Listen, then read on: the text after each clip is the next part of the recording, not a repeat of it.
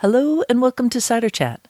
My name is Rhea Windcaller, and I am both the producer and cider MC of this weekly podcast, where we speak with makers, cider enthusiasts, and folks within the cider trade from around the world.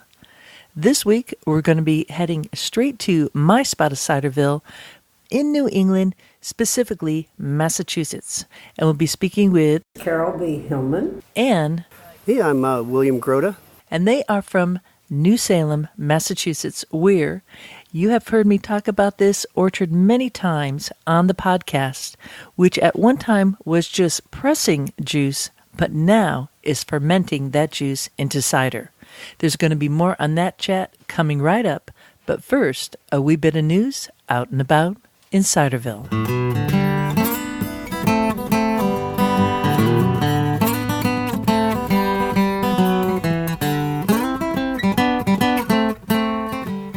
This is episode 190, which it kind of takes my breath away in the best way possible. And if you're a regular listener to Cider Chat, welcome back. Thank you for being part of this amazing community with makers and enthusiasts worldwide. It just is such an honor, and it just thrills my heart of all the connections that I have made and that I continue to make with all you folks out there. And if you're new to this podcast, well, hit subscribe now, because if you like cider like we do, and you want to learn about the history, hear the stories, get tips, and delve into an incredible world surrounded by apples, pears, medlars, quinces, the palms, if you will, this is the place to be, because there's news coming in always at the first part of the podcast, and then we go into the main feature, is what we do each week on Cider Chat. And I say each week, I've been on a little bit of a summer hiatus where I've been going bi-weekly, and now we're getting to the tail end of August, so there'll be this episode, then I'll be taking a break, and then hopefully coming back to a weekly regular programming as I can. I just miss publishing a podcast every week, so and I got a lot to share. And there's so much going on in the fall. It's a time to be connected. When I come back, I want to give you a little bit reminder about what you could be thinking if you are a cider maker, want to make cider to just put into your calendar, because the apples are starting to be pressed now for making cider for this fall. We love orchards and having fun. That is my cousin Jay and I singing our favorite song, We Like Cider. And it sums up a bit about what cider folks are all about. We like orchards, we like having fun, and certainly we like drinking cider. No doubt about that. Last episode, 189, was on Silo Distillery. I had distiller Aaron Bell of Silo and Nicole Legrand-Laban of Silo Distillery 2. Nicole is known in the cider community in the U.S. for somebody who was working at Farnham Hill for many years in New Hampshire, and now she's in Vermont working at Silo Distillery. That's a phenomenal episode if you are into spirits, if you're into how do you bring those two products into the same setting, and just being really energized by their knowledge. Just a fantastic story there. And in that episode, I reminded you to start thinking about ordering your yeast now for making cider. So on that same topic, now is the time. You got your yeast because you remembered from episode 1, what is it now? That was 189, to think about your yeast, what you want for your cider. And now the next thing is to start thinking about where you're going to be sourcing those apples, whether it's just driving around and picking out the orchards, or start reaching out, being connected to people and finding out where can you get the juice. And the nice thing about making cider is not to just do it solo, but to do it with friends, especially if you're someone who doesn't have a press, or you're someone who does have a press who wants to share that. So that's another way to work around it and to have many hands in that project. So you got your yeast, start looking for those apples, and also find out if there's anybody locally who sells juice. And I know that can be difficult in different spots of Ciderville. That said, don't let it deter you from just trying your hand at cider making, even if it is from apple juice from a grocery store, which I have done myself, believe me, when I couldn't get fresh pressed apple juice from a cider mill and I had to top off something. I've gotten that jug, pasteurized everything. I know folks who make it like with canned apple juice, because what you're going to gain there is an understanding of the fermentation process, and that will build your skills up, and that's what it's all about. And don't forget, it's about having fun. There is a reason why we do it like this. There is a reason why we drink it like this. Oh yeah, ba-ding-ding. If you want to hear the full song, We Like Cider, sung by my cousin Jay and myself, wait till the end of this year, episode 190. And there is a reason why we do it like this and why we drink it like this. It's because we like cider. And I just happened to meet a new person out there in Ciderville who also likes cider. And that happened because Chris and Sarah just joined the Cider Chat Patreon page, which is a website that helps content providers like myself keep on producing what we do. And in my case, it's this here podcast called Cider Chat. Chris sent me an email, and I'm going to kind of skirt through it and just share with you a little bit about who they are out there in western Pennsylvania. This is a state that I have quite a bit of history with and have traveled all over the map. It seems like I say that about a lot of states, but certainly Pennsylvania. I was working there for many years, traveling about. So I know Pennsylvania, and he says that they identify as Pittsburghers first and foremost, and they love it there. And Pittsburgh is on the western side of the state. Philadelphia is on the eastern side of the state. And Pittsburgh is like a libations town, just like Philly. If you want some good craft libations, you want to go there. Not to mention, I highly recommend the Botanical Garden in Pittsburgh. Blows my mind. Also went to the Andy Warhol Museum. Highly recommend that too. And so many places to drink. So let's go on with some of the things that he says here. It says, lots of great history and tradition, and certainly great libation history with the Whiskey Rebellion, beer, and of course cider. So the Whiskey Rebellion took place out in that area. And he says that his favorite style is more traditional, funky, and tannic cider, which he's saying is kind of like the farmstead style. And I could totally relate to that, Chris. I love it too. And the way he found out about it was about 10 years ago with his wife, Sarah, and another good friend. And she drank it in the UK with the friend who now has a 350-acre farm about an hour and a half north of Pittsburgh, which has a bunch of wild apple trees. And this person's been making sweet and hard cider for years. So the first time he tried it, he was hooked, and he's been making it since 2011. So that's pretty righteous right there. And they're actually going to be going into having a small craft cidery. So hip, hip, hooray for that. Can we hear it? Hip, hip, hooray! They're going to be using old trees and wild forage apples that are all over western Pennsylvania. And dang, man, you got it going on there. I'm really stoked for you. And he says that he discovered the podcast in 2017, has been hooked ever since. Well, I'm hooked on folks like you too, you and Sarah. I want to wish you the best of luck. I'm super stoked for what you're doing. Keep us posted. Certainly Pennsylvania is a huge producer of apples, and there's great cider being made throughout this. It's a giant state. It's like one of the biggest states in the union. I don't think people realize it that way, but it is really huge. Really fun-loving people who always end the phone call going, uh-huh. I love that. It's a little idiom. Uh-huh. We'll stay in touch, Chris, and thank you for becoming a patron. And for those listeners out there who haven't become a patron yet, well, this is a good time to do that. Put the play button to pause and join the Cider Chat Patreon page today. You could Google Patreon, spelled Patreon, and help keep this podcast on the air and help keep cider going up. Walking through the orchards, dancing in the streets, smelling all the blossoms, kicking up our feet. We're just walking through the orchards, dancing in the streets, smelling all the blossoms, kicking up our feet. Kick up those feet now. Let's now take a walk in the orchard at New Salem Preserves.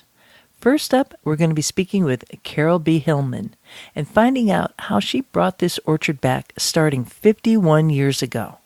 And then we'll be bringing in William Groda, who is a cider maker there. But this is not the first person I have had on this podcast from this very orchard. On episode 3, we had Robert Coles talking about how he built that cider house there. Sadly, Robert is no longer with us, but Carol is, and she is a force to be reckoned with at 92 years young. An amazing woman who has a passion for trees. In fact, at the very end of this episode, I'm going to be putting in a little piece about a very, very special Perry pear tree. So don't miss that, because you'll find out why that pear tree was saved. And it might surprise you. It wasn't necessarily about the pears. So let's grab a glass and join this chat with Carol B. Hillman and William Groda at New Salem Preserves and Hard Cider in New Salem, Massachusetts. My late husband and I bought this farm in 1968, which is 51 years ago. At the time, the orchards had been abandoned.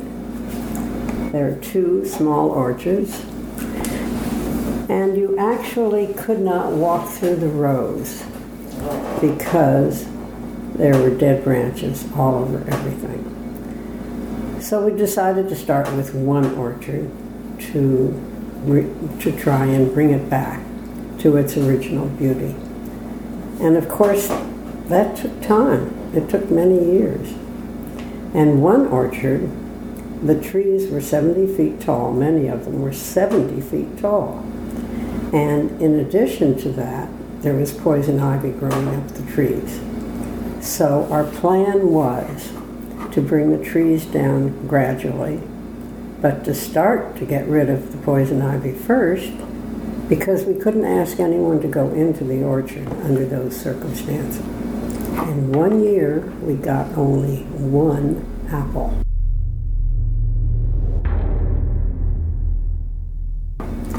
But it has really been a dream of mine to restore this beautiful property.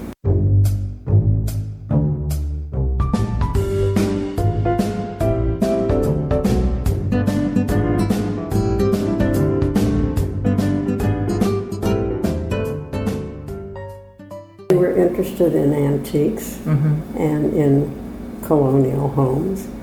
And so it was the house that was the primary interest. And of course, the more I was here, the more I felt the tug of the land and the desire to really be a steward of the land and bring it back to its original condition.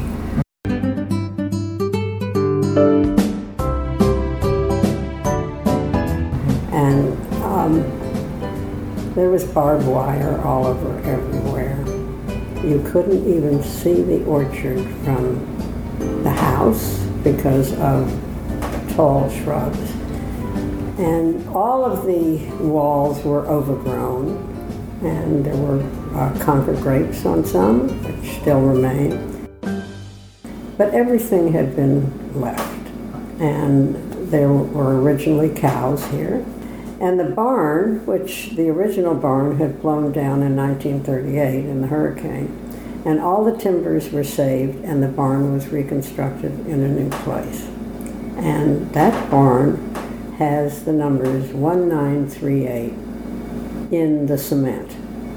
So I saw it just yesterday. I saw a second 1938 on the back side of the barn, which I had never in all these years seen. But there it is, 1938, and the cow stalls became my preserving kitchen. So it was converted to a preserving kitchen, and I added on what's called a solar cooker, because I had read in some colonial cookbooks how they used to make preserves by putting them out in the sun. And originally I put up a couple of sawhorses and some trays and cooked it in the sun. But a lot of insects got in, and that really disturbed me. You can't do that.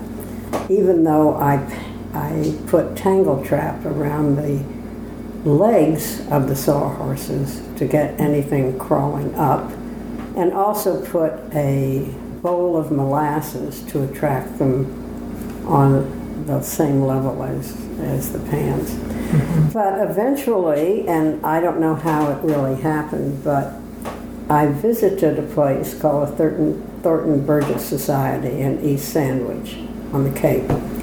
And there I saw these wonderful solar cookers. And I asked permission to take measurements.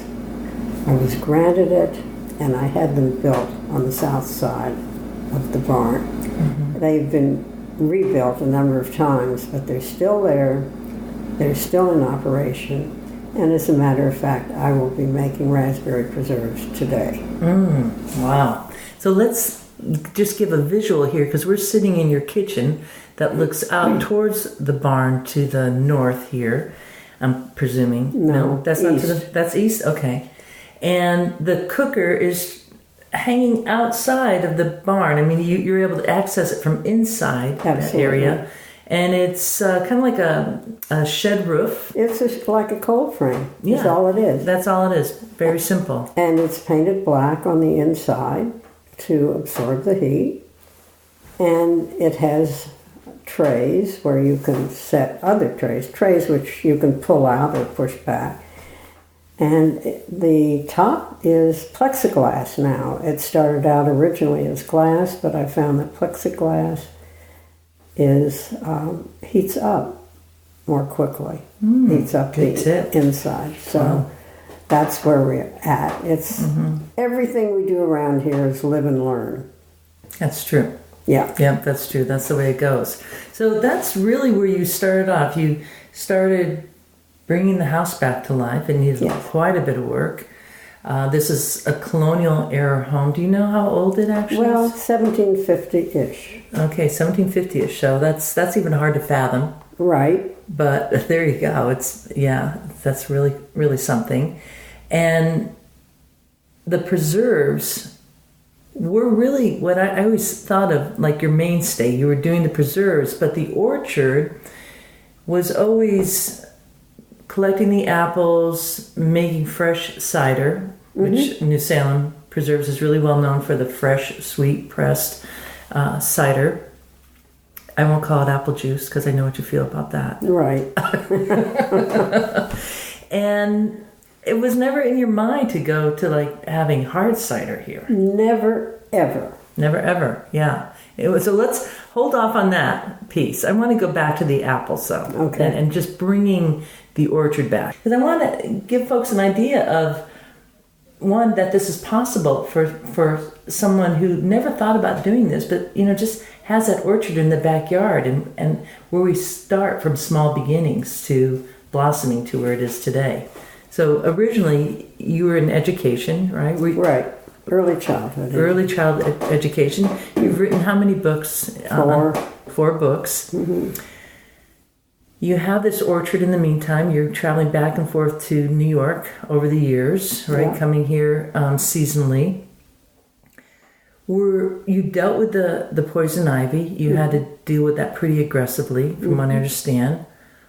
And then who started going up in those apple trees and cutting them back from 70 feet? I mean, these are standard apple trees. Absolutely. So I'd like to talk a little bit about that. How did that happen? What was that path? Well, thinking back over all these years, our closest friends are Hope and Hugh Davis. And Hugh is no longer living, sadly. And Robert, my partner, is no longer living, very sadly. But Hugh grew up on an apple farm in Shirley, Mass. And he was really the one to whom I turned, or we turned, to ask for advice and to learn from him. So his famous words were, "Carol, prune it to the ground." Oh, no. But you know something? There was something in me that didn't allow that to happen. I really had such respect, and still do, for each and every tree, that it's off the charts. And so we started, he knew someone who was in the School of Agriculture, and he became our first pruner. So it was really from those small beginnings. And that first pruner is still very involved with us at the farm, here on Cider Day, here helping us at the Garlic and Arts Festival, and a dear friend.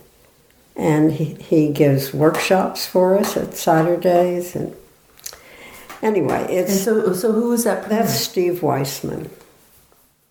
And, you know, you gather friends of like interests and talent, and they help you along the way. Yeah, they definitely do. Yes. And Absolutely. And Bruce Spencer, who was at the time, early on, a diagonally across the street neighbor, and now the retired chief forester of the Quabbin, also was someone to whom I could turn and ask about trees and how to care for them and many things that had to do with the land.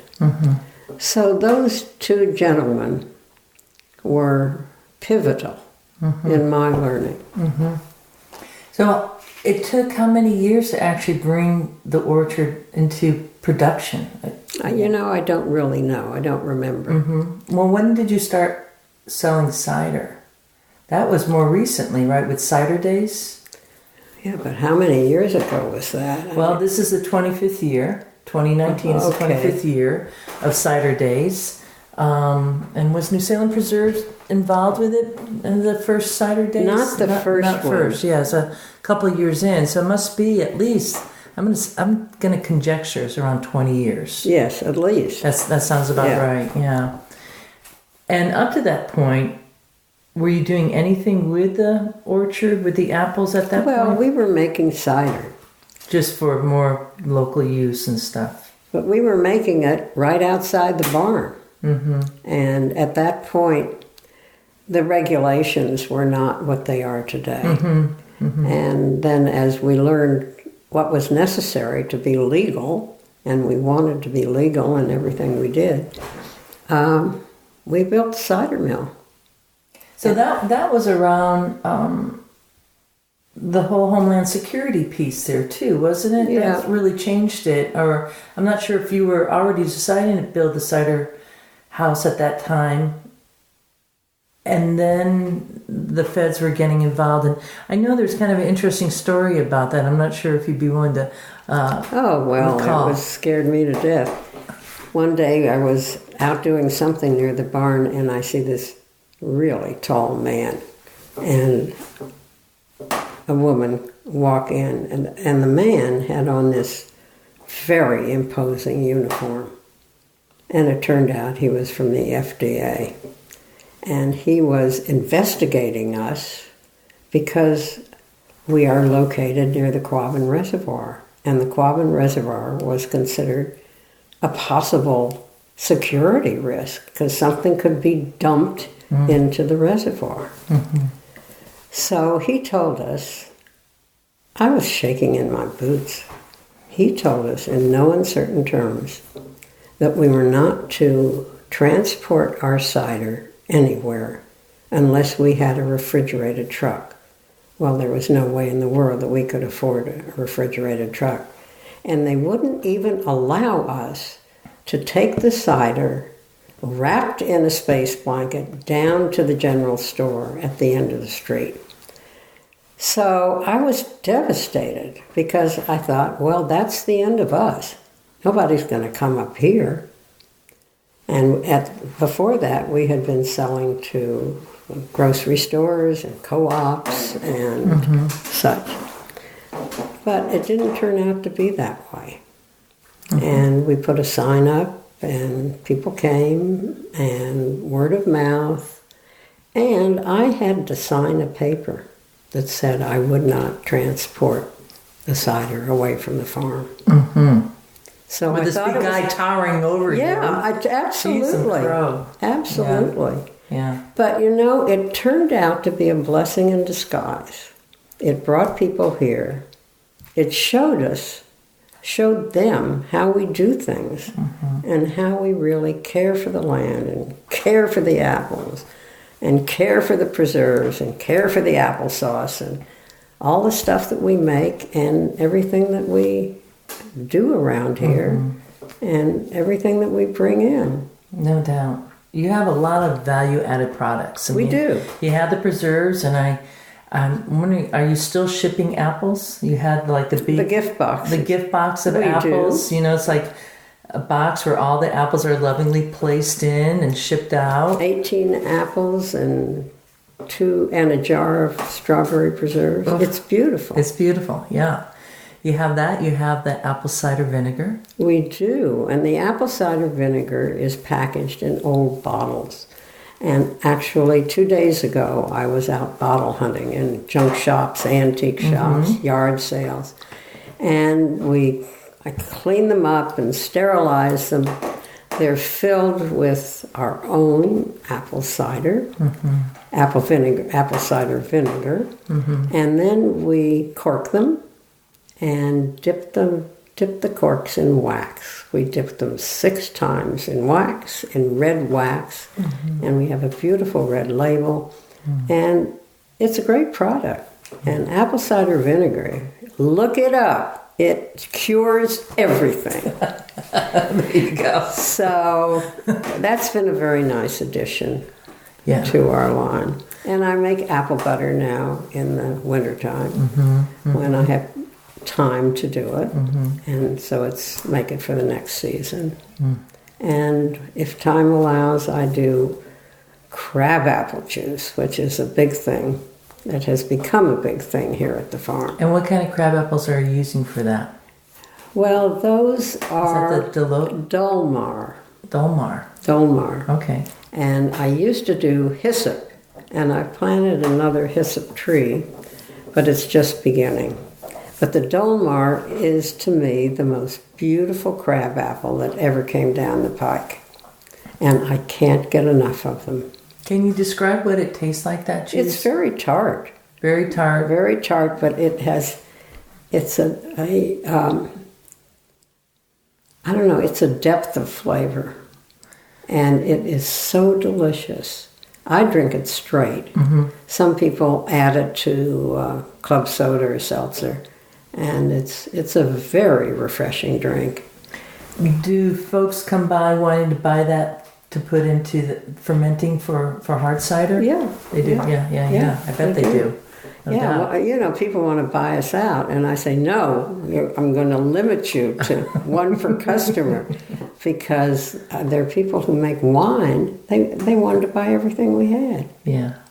Oh, that's We have to spread the wealth. Yeah. And I think you've done a really amazing job with that in terms of, and I think this is true for any like boutique farm kind of product scene where you have these loyal customers who are coming through a season, and they might not all be there in the beginning of the season. And I think that speaks volumes of who you are, but also the following that you have. Folks make it as part of their destination. It's like a family tradition to, well, one, come to Franklin County Cider Days now, and the 2-day events that you have here in the scene is just so family-oriented, so friendly, and then all these certain products that you have. It's really truly amazing. Well, I haven't told you about our cider donuts. Oh my God, let's talk about the cider donuts, because that's been an interesting piece. You used to buy the cider donuts, right, from somebody. Only for the garlic and arts. Only for that. Yeah. And then it changed, and then you got a machine for it. Oh yes. Yeah. So we started out doing cider donuts only for the weekend.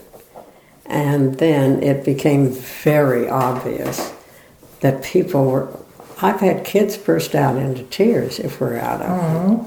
So it's, the smell of cider donuts as you walk up the driveway can really bring you running. No kidding. When do you start making the donuts here? Well, we start making them, so there are cider donuts here at the farm the same day that the Garlic and Arts is scheduled. So September 28th and 29th this year, so the farm officially opens then. But in advance of the Garlic and Arts Festival, we have to find enough apples to press 300 gallons of cider, because that's what we need for the festival. Now, I know that cider donut recipes are pretty, well, they're very unique to each spot. Is that something that you kind of hunt down in a way and had to, Well, the secret ingredient is our cider. That's it. That's emphatically stated, and I'll take that to the bank and deposit it. Right. So 300 gallons of your cider. When Carol's saying cider, she's talking about the fresh Sweet pressed cider. sweet cider. Yeah. That's what New Englanders call it, is sweet cider. Yeah. And that allows you to make all the donuts for one day or for the season? No, that's just to sell for drinking for people who want a glass of cider at the festival. Of course. Or they want to take home a half gallon or a gallon. So is there cider that goes into the donuts? Of course. Of course. Okay. But at the Garlic and Arts, we sold, I think, 400 dozen cider donuts. So we got the donuts from Atkins Farm, which makes a most excellent donut. I mean, they are just top of the mark. But otherwise, it's us. And yeah, well, Atkins, just so listeners know, is based in Amherst. They've been well known for having orchards and still have a retail situation there. And I think what I can say, having had your cider donuts on a number of occasions, it's to be sought for and goes really well with a glass of sweet, fresh cider from this orchard. I mean, you have a specific piece, or getting back to the orchard, that having seen a lot of orchards around the world and walked in them, there's something, this is like a museum orchard. That's interesting you say that, because the pruner calls them his museum trees.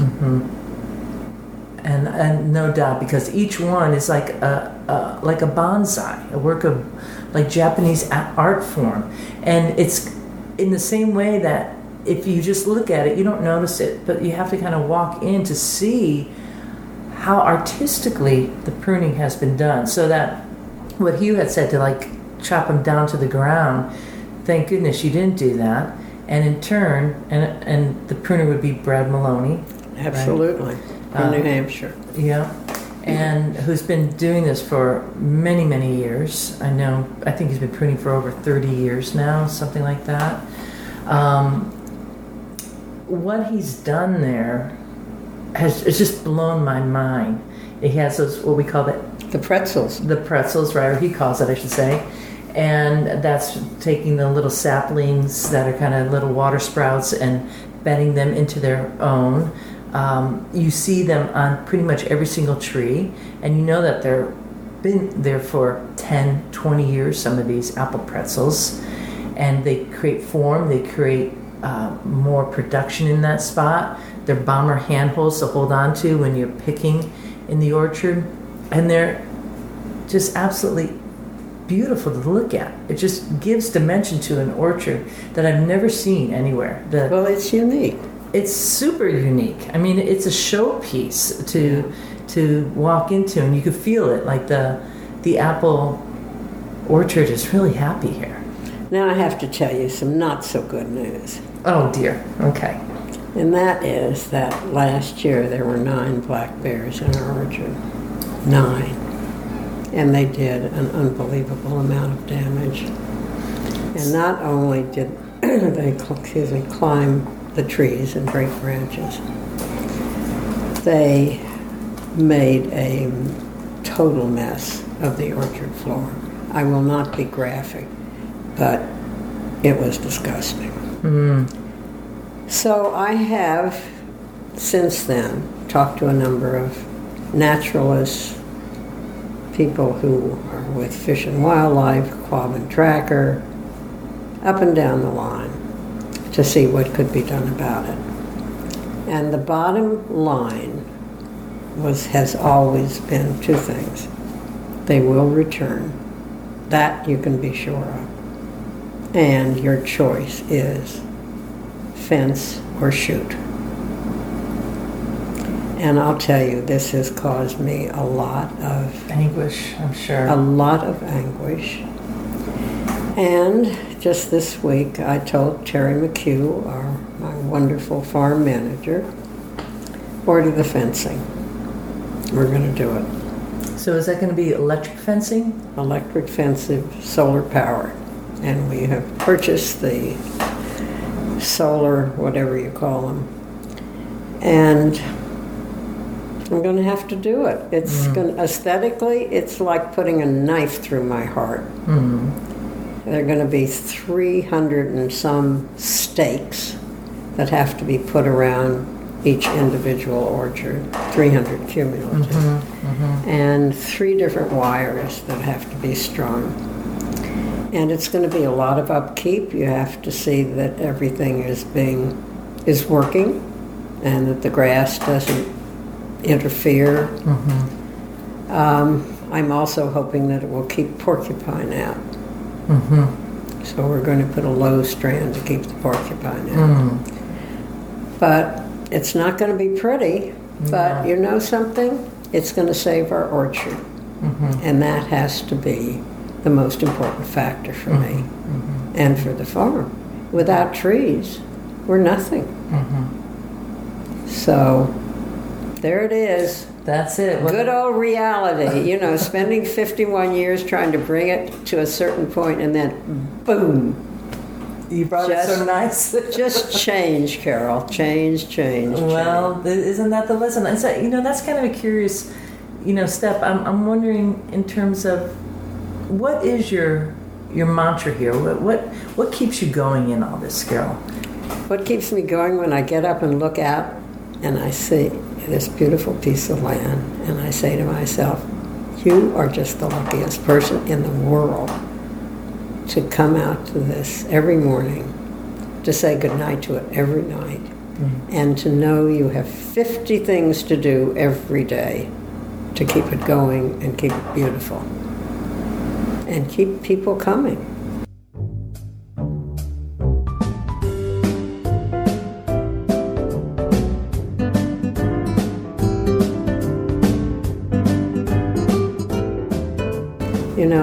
My greatest pleasure is having people come here, enjoy the land, hear their stories. I'm really interested in how they have lived their lives and what's important to them.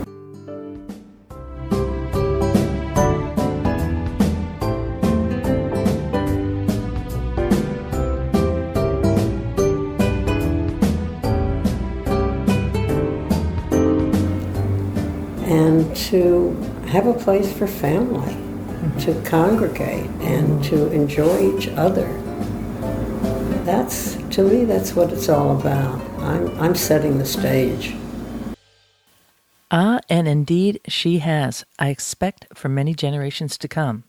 Before we move on to William's chat, I'd like to just share with you a very special audio clip during my conversation with Carol B. Hillman about a particular pear tree, because not only is the Lawerence and Clara orchard out there overlooking that beautiful Quabbin Reservoir, which, by the way, is the Boston water supply. So this is a really vast waterfront here. But there are also 2 pear trees that I've spoken about quite often on Cider Chat. And one is, finally getting pruned up, and the other, though looking like it's just barely hanging on, Carol would not take down. So let's go to that clip now and find out why. Can you talk about your history with that particular pear tree for me, please? I just want to get it on audio. Because I know that only until recently, and aside the fact that porcupines have been going up on it, you've kind of been clearing underneath it. And I could only think that's because you know that there is the potential to be able to make perry from that pear tree now. But over the years, why did you even keep that going when it wasn't really doing anything? The only reason I kept that going, and I knew it wasn't doing anything, and I couldn't stand what it did to my mouth when I bit into it. It was so astringent. But I loved the form of the tree. And so I decided it was serving a real purpose. It had a beautiful form. And who was I to say, take it down? No way. So there are 2 pear trees in that orchard. And because I liked the form, there they were, and there they stayed. And then Rhea came along and fell in love with those trees.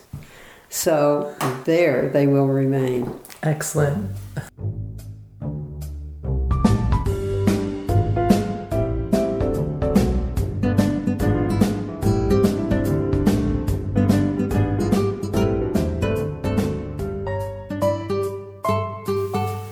That was Carol B. Hillman of New Salem Preserves and Heritage Cider. Next up, we're going to hear from the cider maker, William Groda, and what you could expect when you're visiting this spectacular orchard, and especially if you're coming to Franklin County Cider Days, held each year on the first weekend of November. And in 2019, it's going to be November 1st, 2nd, and 3rd.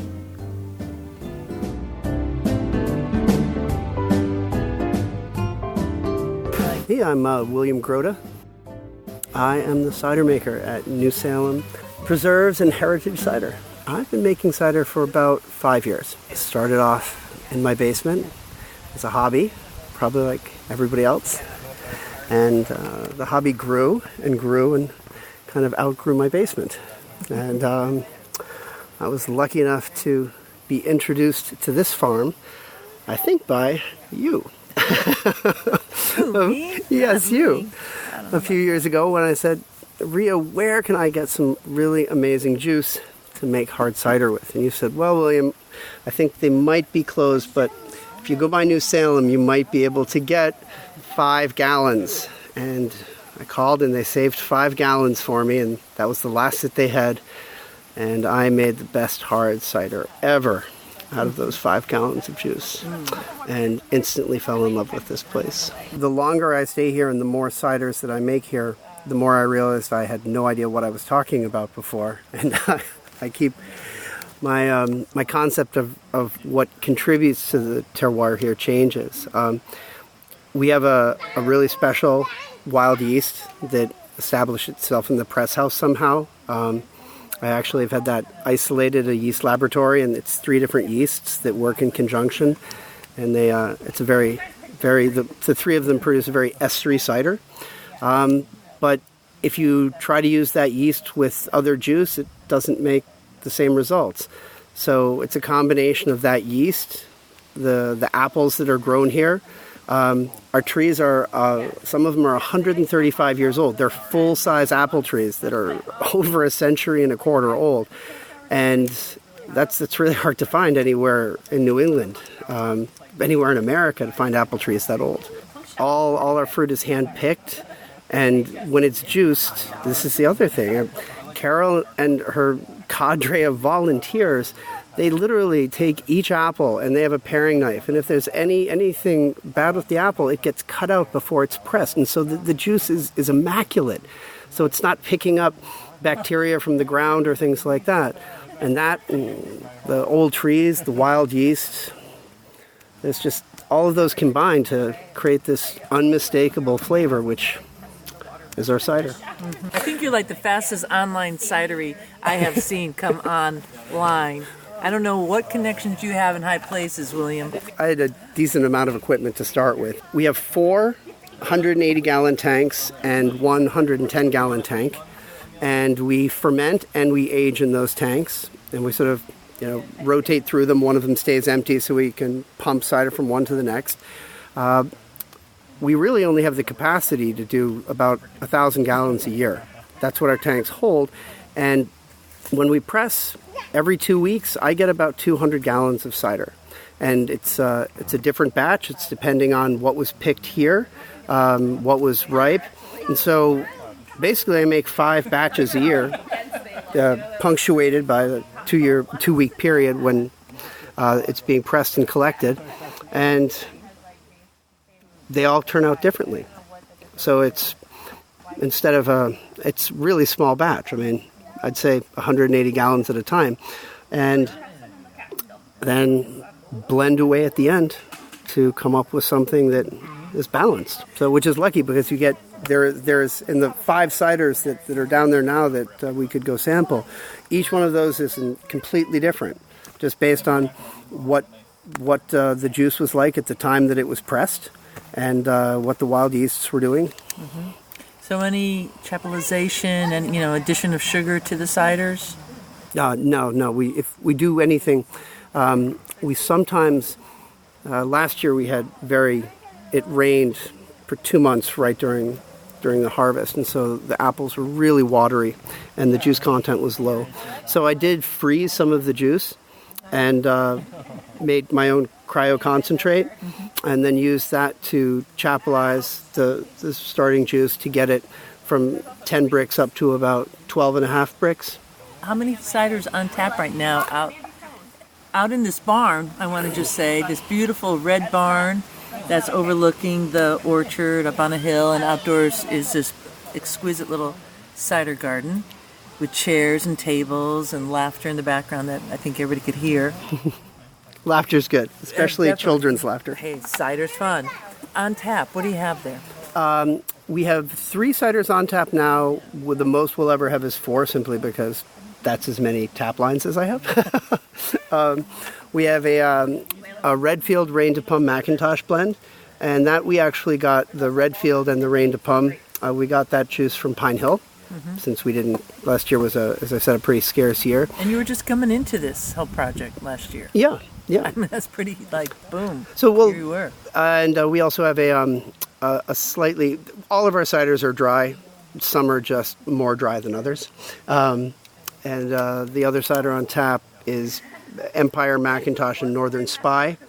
It doesn't have as many tannins in it because it doesn't have the Rain to Pum, so it's a little more modern in style.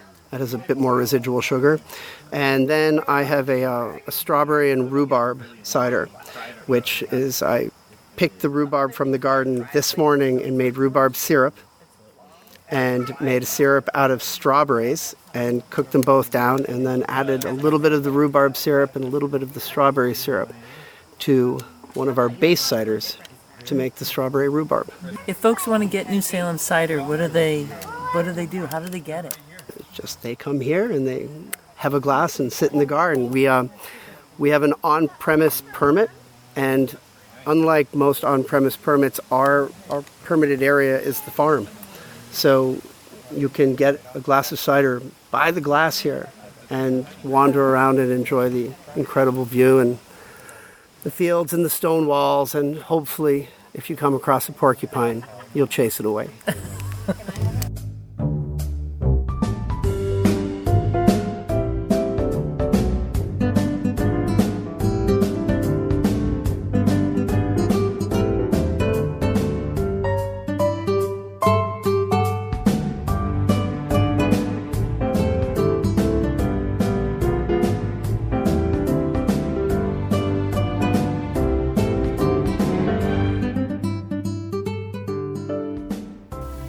Find the show notes and photos of this museum orchard at ciderchat.com, episode 190, titled Cider revitalizes a 1750 Colonial orchard, Massachusetts.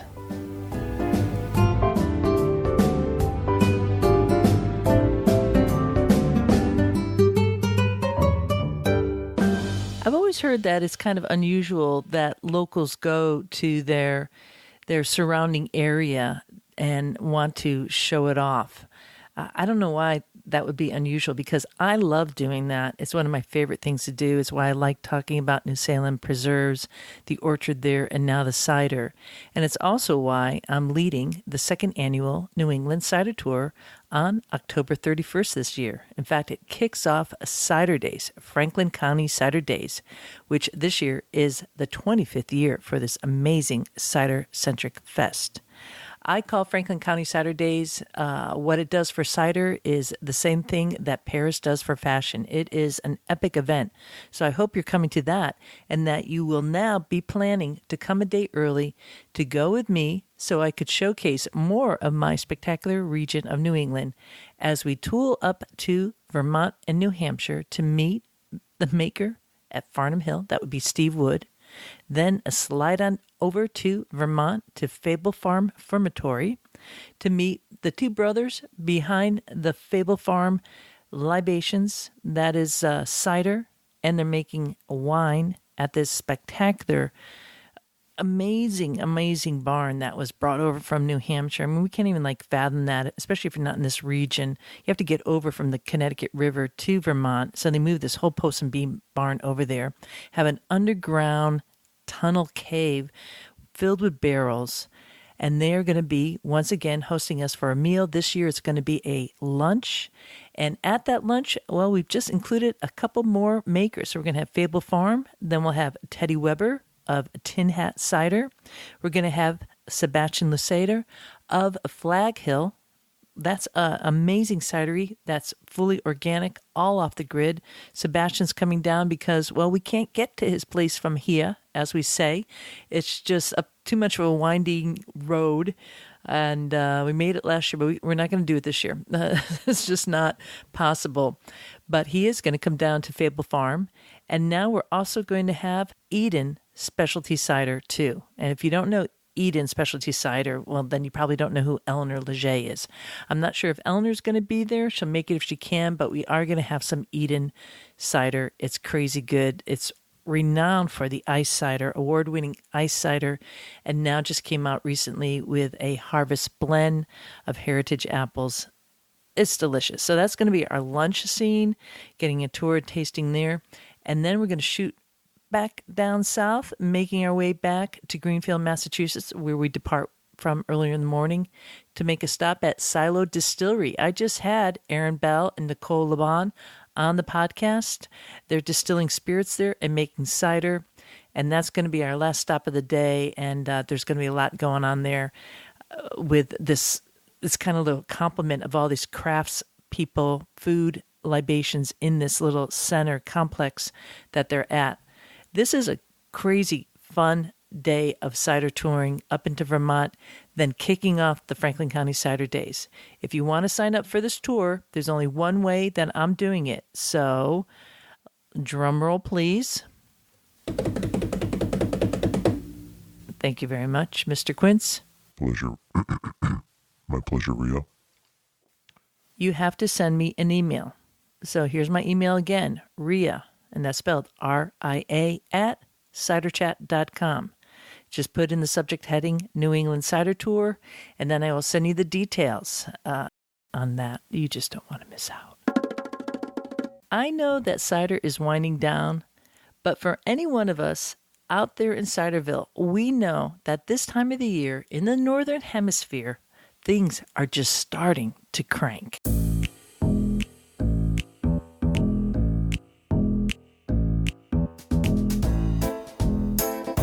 It's time to make cider. Whether you are in Japan, in Amore, or Nagano, they're making cider. You might be in Russia, and you are making cider.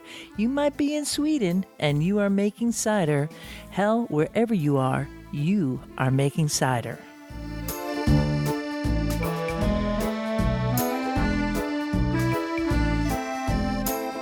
Summer might be slowing down, but for those of us in the Northern Hemisphere who are in Ciderville, it's just starting to crank.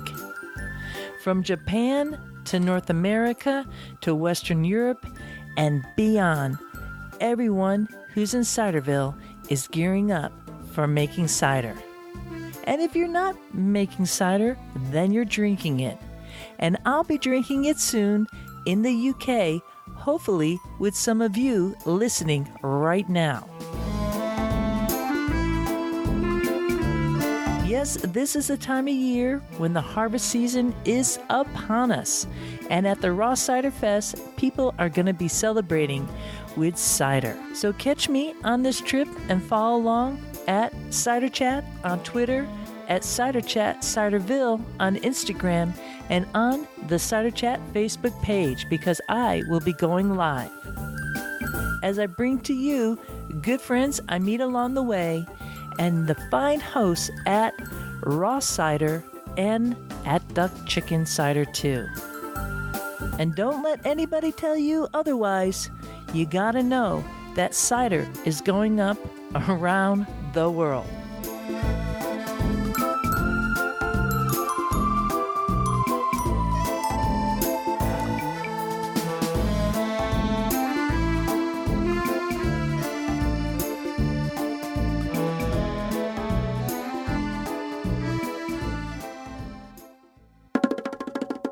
This is Rhea Windcaller signing off for now. Looking forward to seeing you in Ciderville. Like walking through the orchards, dancing through the streets, smelling all the blossoms, kicking up our feet. There is a reason. There is a reason. There is a reason.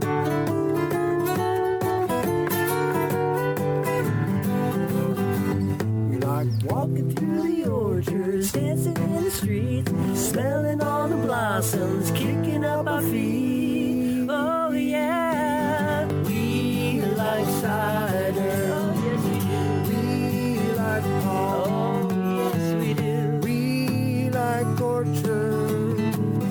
And having fun. There is a reason. There is a reason why we do it like this. Ba-dum, ba-dum. There's a reason why we do it